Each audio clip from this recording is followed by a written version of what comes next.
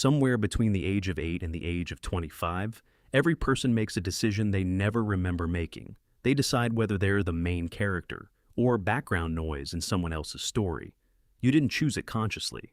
Nobody sat you down and asked, but your brain answered the question anyway. And it's been running your entire personality off that answer ever since. Am I the one things happen to, or the one things happen around? That question sounds dramatic. It isn't. It's one of the quietest, most consequential splits in human psychology, and almost nobody knows which side they landed on. Psychologists have started calling it the main character, or NPC divide, not a diagnosis, a default setting. And once you see which one you are, you'll start noticing it in everyone around you too. 1. Main character energy isn't confidence. It's a nervous system that expects to be seen. People assume main character syndrome is about ego. It isn't mostly. At its root, it's a prediction the brain makes about the world. My actions matter. My presence registers. People are paying attention to me. This prediction usually gets built early through consistent attention from caregivers, teachers, or peers. The brain doesn't experience this as arrogance. It experiences it as baseline reality, which is exactly why it can tip into something uncomfortable, treating other people as supporting cast, interrupting because your thought clearly matters more, assuming the room is watching when it isn't. 2. NPC energy isn't humility. It's a nervous system trained to expect nothing. The opposite prediction is just as invisible to the person running it.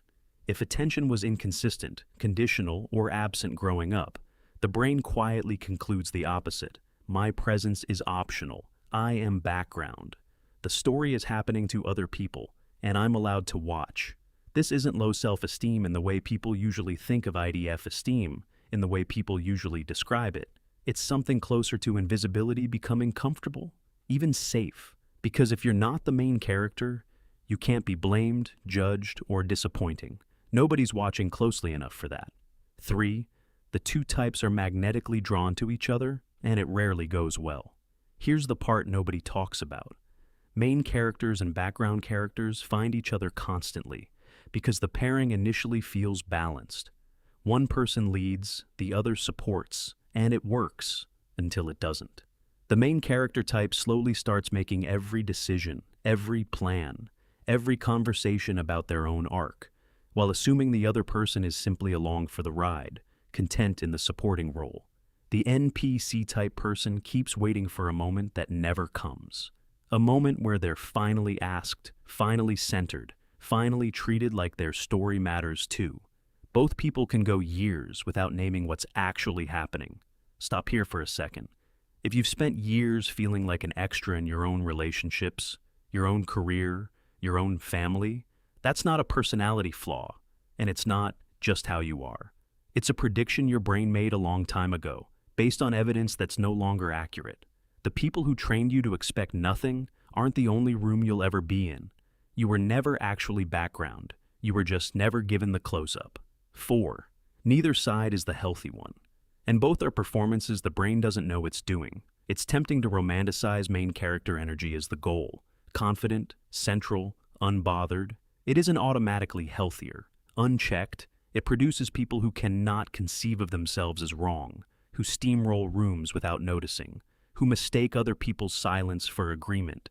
And unchecked NPC energy produces people who disappear inside their own lives, who mistake being needed with being wanted, who never test whether the story actually has room for them, because they never risked asking. Psychologically, the goal isn't picking a side. It's noticing you were assigned one before you had any say in it. A prediction about whether you matter, made before you could evaluate the evidence. A dynamic that pairs the two types together and quietly breaks under the weight of it. A performance so early and so constant that it stopped feeling like a performance at all. This is what's actually running underneath main character syndrome and its quiet opposite. Not arrogance, not humility. Two different survival strategies for the same original question. Does anyone notice I'm here? If you've never been sure which one you are, that uncertainty is information too. It might mean you've spent your whole life switching roles depending on the room. Main character in one relationship, background character in another, never realizing both were reactions to the same unresolved question. Which one are you? And be honest, does the room you're in right now actually match the role you've assigned yourself? Or have you just never checked? Tell me in the comments which side you landed on, and if you've ever caught yourself switching mid-story.